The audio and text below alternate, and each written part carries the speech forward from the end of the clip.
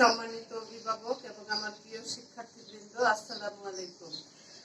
আশা করি আমরা সবাই ভালো আছি, আলহামদুলিল্লাহ। আমি সাবিনা রুনা ম্যাডাম তোমাদের সামনে এসেছি আজ আবার ম্যাথ ক্লাস নিয়ে। আজ আমরা সম্পূর্ণ নতুন একটি বিষয়ের উপরে শিখব, সঠিক উত্তরে টিক চিহ্ন দাও। তো বন্ধুরা, চলো আমরা দেখে নেই টিক চিহ্নটা আমরা কিভাবে দিব। দেখো, এখানে সঠিক উত্তরে এটাকে বলে টিক চিহ্ন। টিক চিহ্ন দাও। এখানে আছে কত? 2 এ 5 25। এখন আমরা এখানে খুঁজে খুঁজে দেখবো যে কোন বানানটা সঠিক, এটা এটা নাকি এটা। আমরা দেখতে পাচ্ছি, আমরা ক্লাসে শিখেছি যে এই বানানটা সঠিক, এটার উপরে টিক চিহ্ন দিব। আমি যে চিহ্নটা এখন দিলাম এটাকে বলে টিক চিহ্ন। 2 নম্বরে কোনটি বড় সংখ্যা?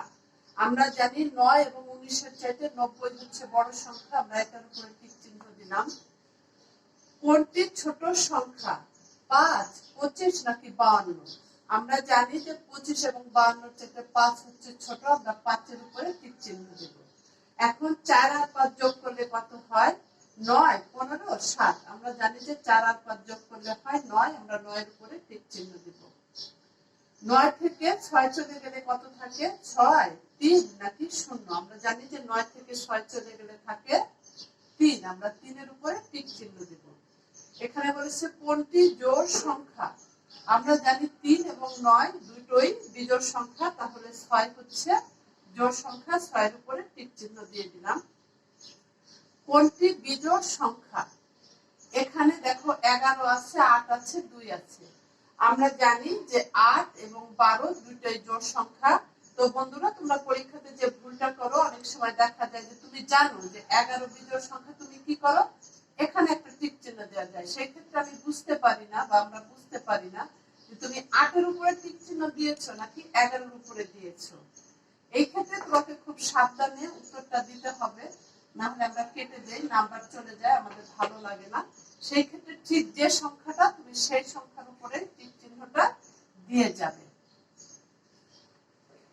তারপরে দেখো কোন বানানটি সঠিক? আমরা 19 এবং 19 বানানটা সবসময় একটা কনফিউজ হয়ে যায় এবং ভুল করে ফেলি। তোমরা বেশিরভাগই দীর্ঘ দিয়ে লিখে ফেলো, দীর্ঘ হবে না, 19 বানান হবে রস্য দিয়ে। যে 19 বানানটা রস্য 9 তার বসা, এটা হচ্ছে সঠিক বানান। তারপরে বলেছে কি 49 এর পরের সংখ্যা? আমরা জানি 49 এর পরেই হচ্ছে 50, আমরা 50 এর উপরে টিক চিহ্ন দিয়ে দিব। এরপরে 1 এ 0 0, 1 এর পরে দুটো শূন্য থাকলে হয়ে যায় 100। সেই ক্ষেত্রে আমরা কি করব? 100 এর আগের সংখ্যা কত? আমরা প্রথমে 99 বলি, তারপরে 100 বলি। তার মানে 100 এর আগের সংখ্যা হচ্ছে 99, আমরা 99 এর উপরে টিক চিহ্ন দিয়ে দিব।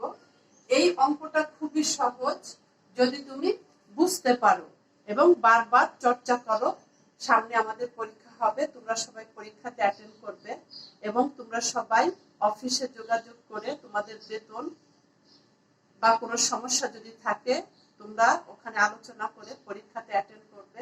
কারণ রেজাল্ট কার্ড ছাড়া তোমরা ভর্তি হতে পারবে না, পরবর্তী যে স্কুলেই যাও, যেখানেই যাও। সবাই ভালো থেকো, আসসালামু আলাইকুম।